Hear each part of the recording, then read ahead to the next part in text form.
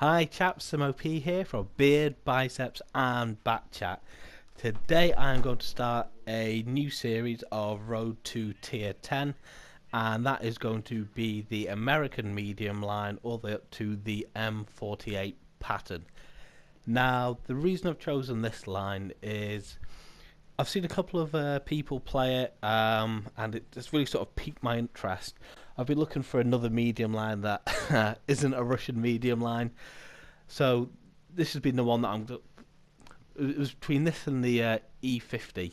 The problem was, I say the problem. The reason I chose this line was the Tier 10 is better than the Tier 9, whereas I feel the E50 is better than the E50M.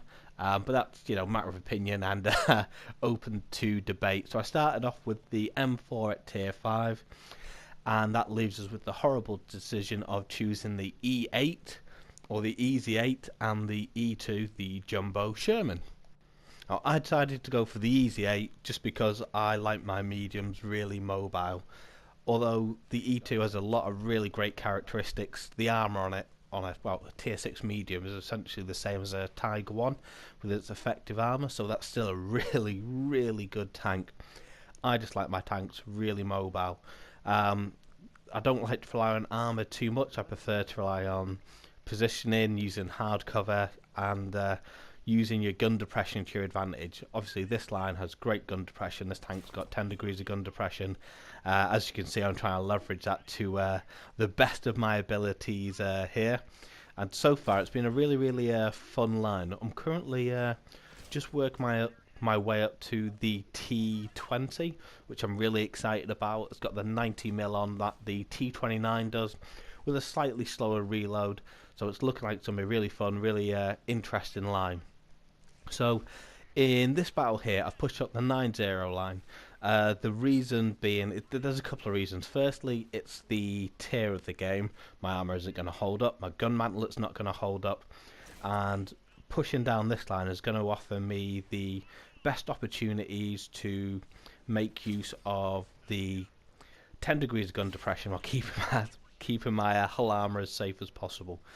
The view range on this vehicle is also really quite good for its tier, so it allows me to use that, and it allows me to get a lot of assisted damage, which I'm thoroughly enjoying.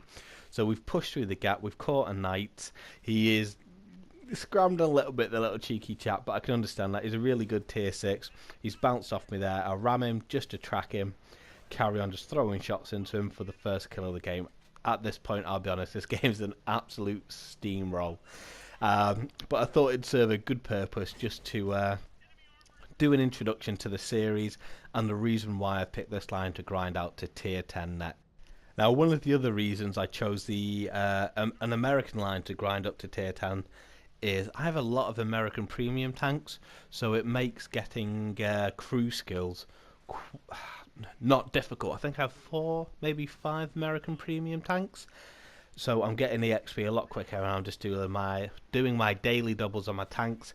And it's just going to mean I'm going to have an easier time grinding and end up with better crews by the end of it. What I normally find is you end up with 5 crew skills on a tier 10 if you just grind up normally using a minimal amount of premium tanks.